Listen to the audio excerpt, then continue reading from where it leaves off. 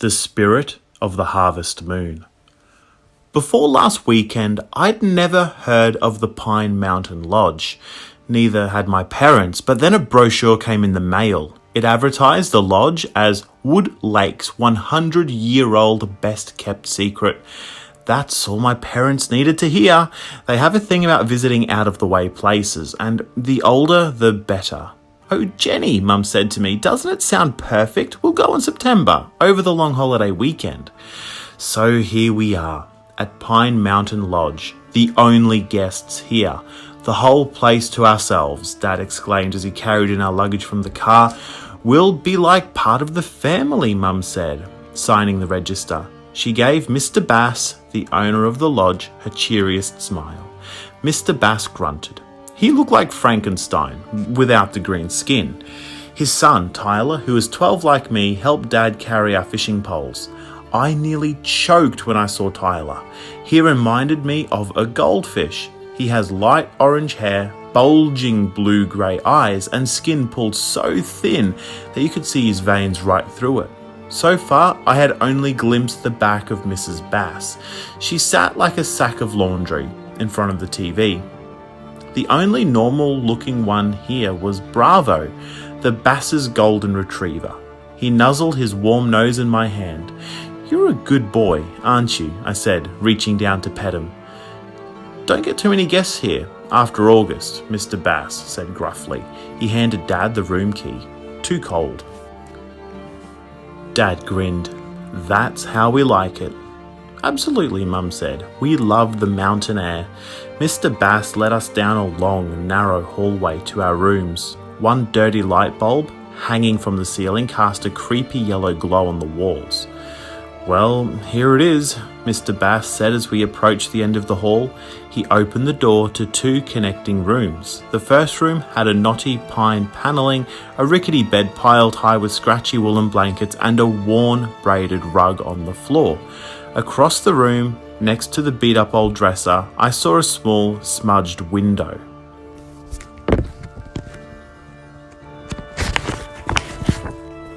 On the other side of the dresser stood a green door that led outside.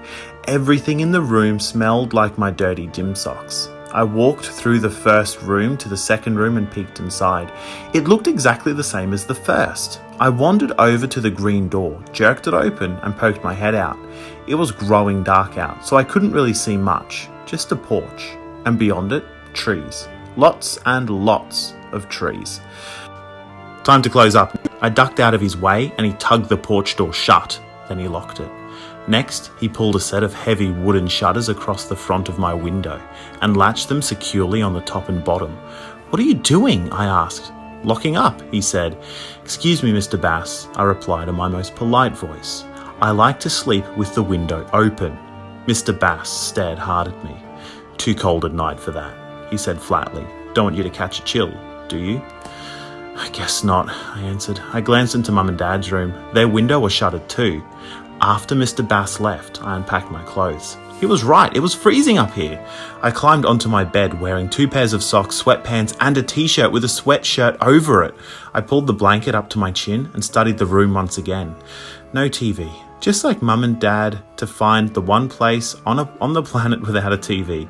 I spent the next hour or so reading, then called goodnight through the connecting door. "Sleep tight, Jenny," Mum called back. "See you in the morning." I guess I was pretty tired because I fell asleep straight away, but I kept waking up. I couldn't find a really comfortable position. As I fluffed up my pillow for the 10th time that night, I heard a voice call out my name. No, it can't be. It's the middle of the night. I plopped my head down on the pillow and closed my eyes. "Jenny." There, again. I did hear it. Was it Mum or Dad? Didn't sound like either one of them. Too low and gruff. I sat up and shivered in the dark. A strong wind rattled the shutters. "Jenny." "Is that you, Dad?" I quivered. No answer. I knew it wasn't my dad. The voice wasn't coming from his room. It came from outside, from the porch. "Jenny," it cried again. "It's cold out here."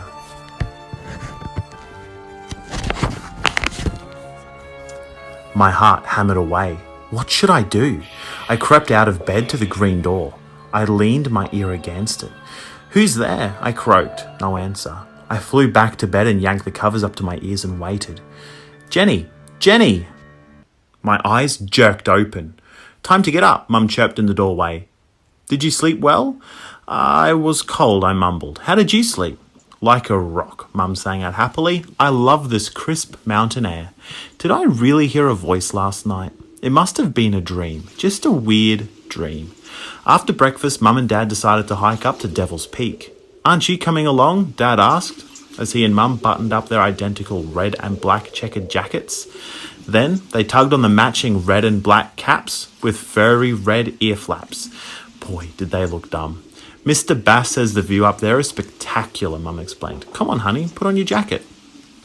I hate hiking. Can I hang out with Tyler and explore the woods around here?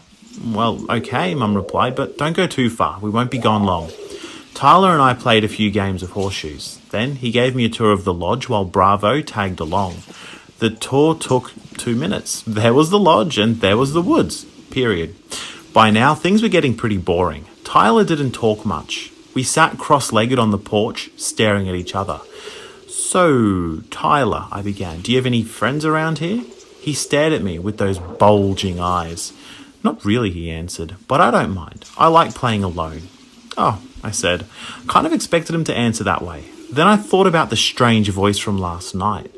Does anyone else live near here, I asked. No, he replied. The next house is a mile away.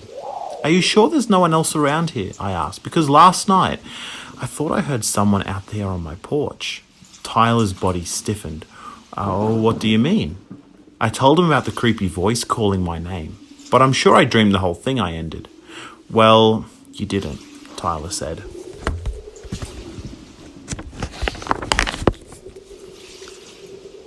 What do you mean? I gasped.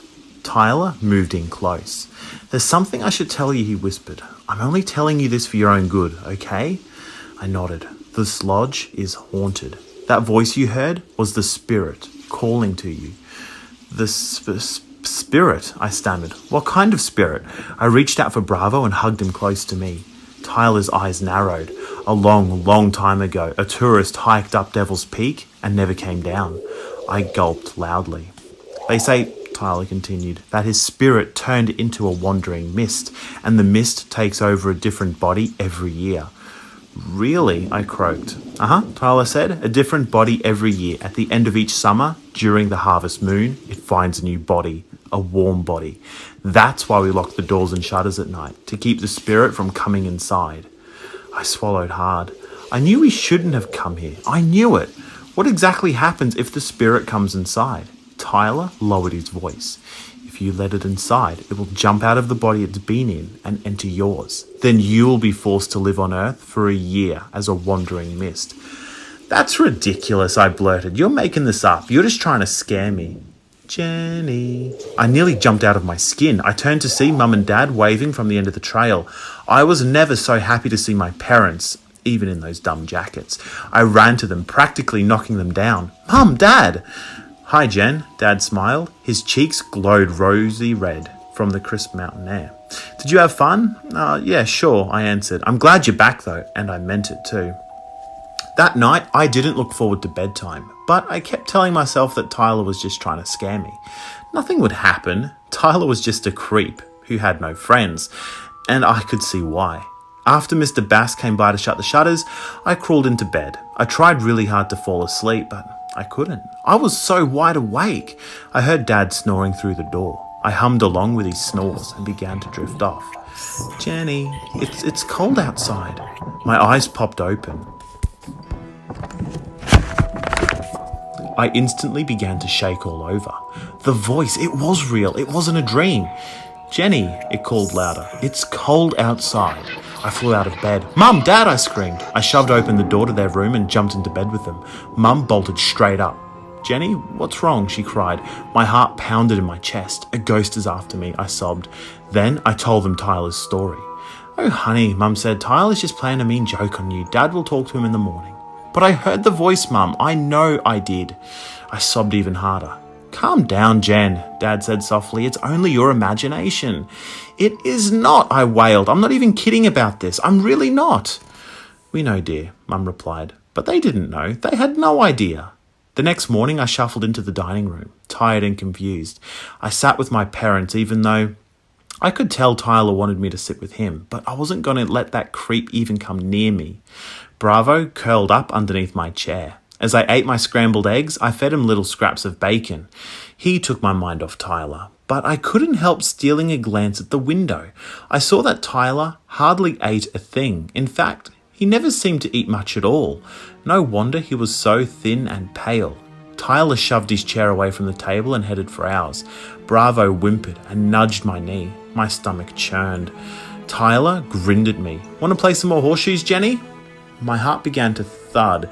No, I said, my eyes glued to my plate. Suddenly, I knew. Tyler was pale. Tyler never ate. Tyler's own dog feared him. Tyler was the spirit. Please, Jenny, Tyler begged. I'm busy, I told him. Then I gave Mum and Dad a look that said don't butt in. I hung around with Mum and Dad all day. I even hiked up the nature trail with them. I'd do anything to avoid Tyler. At dinner that night, I hardly touched my food. On the way back to our rooms, Dad gazed outside. Look, Jenny, the harvest moon. A chill shot through my entire body. Hadn't Tyler said that the spirit finds a new body during the harvest moon? What's wrong, honey? Mum asked. You look upset. I want to go home right now, I wailed. If we stay here, the wandering spirit is going to take over my body.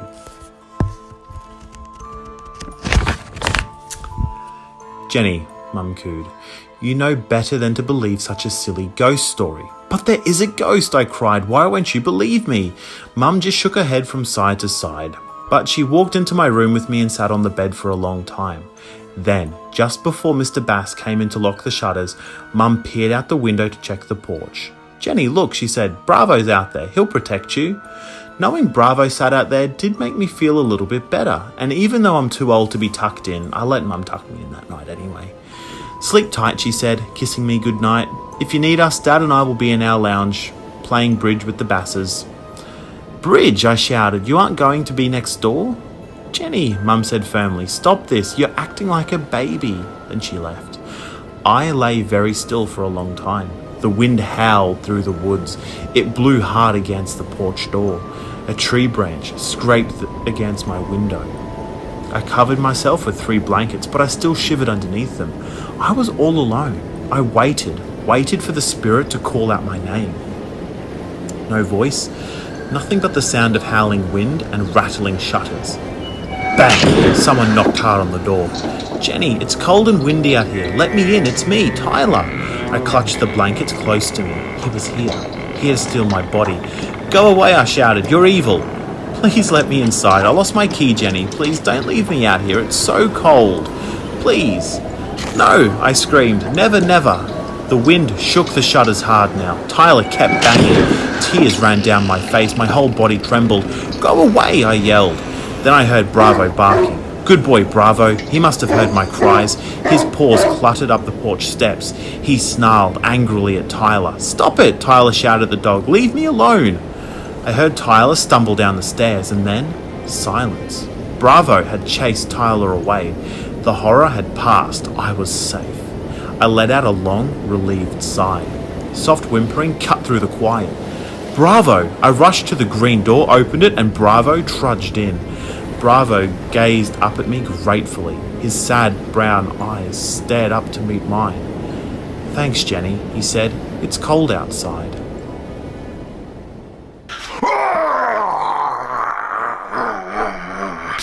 Just kidding, guys. It's just me. Hey, look, if you are after more chills, thrills, and... Did I mention chills? Please subscribe to the Leftovers channel. I'll be doing a whole bunch more super spooky material, especially the Goosebumps book reading. I've tracked down every single one of those 10 tales to give you goosebumps, and I will be reading each story. So subscribe, hit that little bell icon so you can keep getting notified. You know how the system works. And yeah, tune in next time for some more Leftovers from the Leftover Culture Review.